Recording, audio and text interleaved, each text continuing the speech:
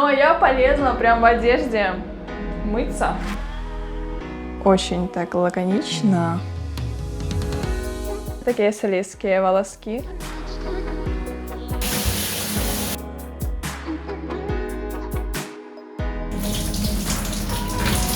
Я наношу несмывашку.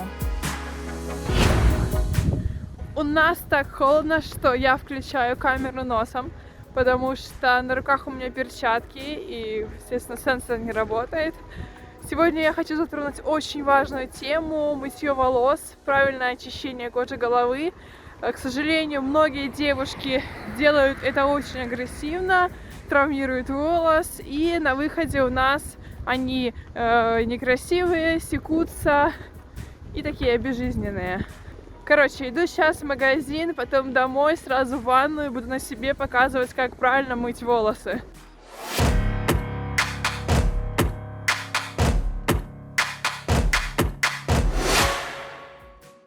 Перед использованием шампуня я часто наношу на кончики кокосовое масло. Так защищаю кончики от пересушивания. И вам советую так делать. Это действительно очень круто. Мы смываем шампунь, а кончики у нас под этой защитной пленкой. Я мою голову где-то один раз в 2-3 дня и могу назвать ее нормальной, склонной к жирности. Я вам советую мыть голову по мере ее загрязнения. Все байки, знаете, про то, что там мой голову реже, и тогда она будет медленнее загрязняться. Это все не так. Наоборот, если мы не будем вовремя мыть голову, то мы провоцируем закупорку сальных желез, и могут возникнуть проблемы с кожей головы. Очень так лаконично. И другая сторона медали: если мы моем голову очень часто, то есть если она у нас даже еще не успела стать грязной, мы ее все равно моем, например, каждый день или 2 раза в день. Тоже можем провоцировать появление сильно пересушенной кожи головы, а также шелушения, зуда и неприятных последствий. Что касаемо шампуня, в этом видео я буду мыть голову обычным шампунем для частого применения, который мне больше всего подходит. Это вот такой вот корейский зеленый шампунь. Да, вот он. Кто-то писал CP1, но я называю его CP1. Мне он хорошо подходит, он удаляет излишки кожного сала, бережно очищает, и он бессульфатный. То есть он не провоцирует пересушенность и кожи головы, и кончиков.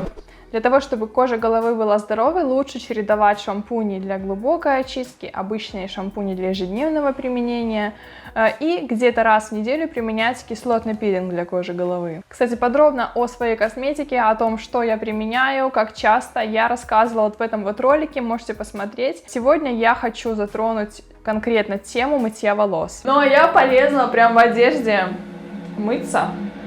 Вы не ожидали, что я полезу в одежде, а это будет так. Итак, первый важный момент. Температура воды должна быть близка к температуре тела. Она не должна быть сильно горячей или сильно холодной. Запомните это. Мочите волосы сверху вниз. При этом помогайте руками распределять влагу так, чтобы хорошо промочилась как кожа головы, так и длина волоса.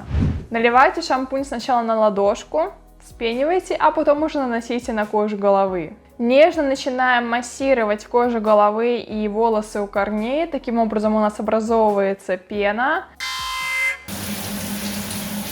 На кончики мы шампунь не наносим. Пена, которая будет уже смываться с кожи головы, помоет и кончики. Я всегда мою голову шампунем 2 раза. И вам советую: первый раз мы очищаем от жира. Некоторые остатки кожного сала, например, они могут не смыться до конца, да, то есть не будет этого идеального скрипа. Я люблю мыть голову до скрипа. И обязательно я наношу шампунь на кожу головы 2-й раз. Таким образом я еще тщательно ее очищаю и уже питаю полезными ингредиентами шампуня. Но самое главное, конечно же, это еще более тщательное очищение, уже чтобы наверняка. Кстати, когда я наношу шампунь 2-й раз, я обязательно держу его на коже головы где-то 3 минуты. 3 минуты. 1 минуту я делаю массаж, а вторые 2 минуты просто оставляю пену на коже головы. И вам так советую, кстати, да. Профессиональные шампуни, например, он Constant Delight, некоторые корейские шампуни, прям пишут на упаковках, что оставляйте после 2-го применения на 2-3 минуты. И, кстати, когда вы так попробуете, вы ощутите разницу, волосы станут более объемными, чистыми и сохранят свежесть дольше. Затем, когда мы смоем шампунь, следовательно, пена помоет кончики, мы немного отжимаем волосы и уже переходим к применению бальзама. Конечно, не стоит уже говорить, что это обязательное использование бальзама, я думаю, вы и так это знаете. Мы должны закрыть чешуйки, сделать их более приглаженными, гладкими, чтобы они потом не травмировались. Я наношу достаточное количество бальзама, чтобы все волосы были в нем, знаете, такие солистские волоски. Самое главное, что я не наношу бальзам на кожу головы, и вам не советую, потому что в бальзамах есть силиконы, они могут провоцировать закупорку сальных желез, другие неприятные штучки. Поэтому наносим бальзам примерно от шеи или от ушей. Вот наносим на свободную длину волоса. Держим столько, сколько написано на банке. Это примерно 5 минут. И очень тщательно смываем бальзам. Я всегда проверяю рукой, если я чувствую, что есть еще какая-то слизь, какие-то компоненты бальзама, маски, то я смываю еще. И когда я чувствую, что они, да, такие не сильно прям скрипят, но уже на руках ничего не остается, я уже заканчиваю мытье головы. В конце можно обдать свои волосы слегка прохладной водой. Это поможет еще лучше закрыть чешуйки. Или же вы можете ополоснуть вашим любимым ополаскивателем. Это может быть ополаскиватель из трав, ромашка, крапива, аир, да. Или это может быть раствор с яблочным уксусом. Да, я иногда делаю такой ополаскиватель на литровую банку, добавляю столовую ложку яблочного уксуса, доливаю потом сверху водой такой слегка прохладной, и потом лью на кожу головы и ополаскиваю длину волоса. Очень хороший естественный кондиционер. Затем я очень-очень нежно выдавливаю лишнюю жидкость из своих волос, как я странно сказала, и заматываю полотенцем.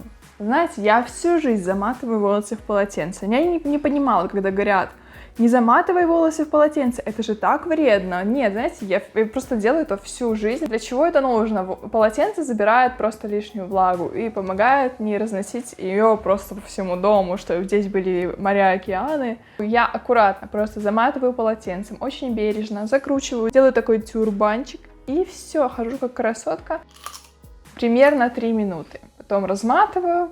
Делаю heavy metal, вы, наверное, уже знаете, если давно меня смотрите, что я так сушу волосы. То есть я просто очень активно мотаю головой, влево-вправо, вправо-влево. Получается гимнастика для шеи. Но смотрите очень аккуратно, чтобы эта гимнастика не закончилась трагично, да, может что-то защемить. Поэтому делайте это очень нежно и бережно. И в конце на слегка влажные волосы я наношу несмывашку. Да, любую несмывашку с силиконами или масляную какую-то, или можно просто нанести масло, или же крем. Да, крем с SPF, кстати, я об этом говорила в своем ролике про лайфхаки для красоты. Можете посмотреть это видео, прикольное получилось. Вот, ну, если вам интересно дальше, то волосы феном я не сушу, ладно, это не важно. Вот такие дела. Я думаю, вам понравились мои фишечки в уходе за волосами. Пишите в комментариях свои фишечки в уходе за волосами. Выполняйте условия в прикрепленном комментарии. И через одно видео кто-то из вас выиграет кокосовое масло. Я выберу по комментарию. Объявляю победителя из видео про лайфхаки красоты. Я была в шоке от того, сколько там много комментариев. Вчера сидела вечером, все перечитывала. Конечно, у вас такие интересные истории. Например, Алекса написала, что у нее были комплексы по поводу фигуры. Она даже попала в больницу из-за этого. Призывает всех девушек любить себя, не слушать чужое мнение. Я с тобой согласна. У меня самой был период непринятия себя. Хорошо, что это закончилось и поменяла взгляды на многие вещи. Ты все правильно написала. Короче, я вчера читала комментарии, знаете, такое ощущение было, что я разговариваю с подружкой по душам. В общем, спасибо вам за комментарии. Но победительницей я решила сделать Марину Кирьякову.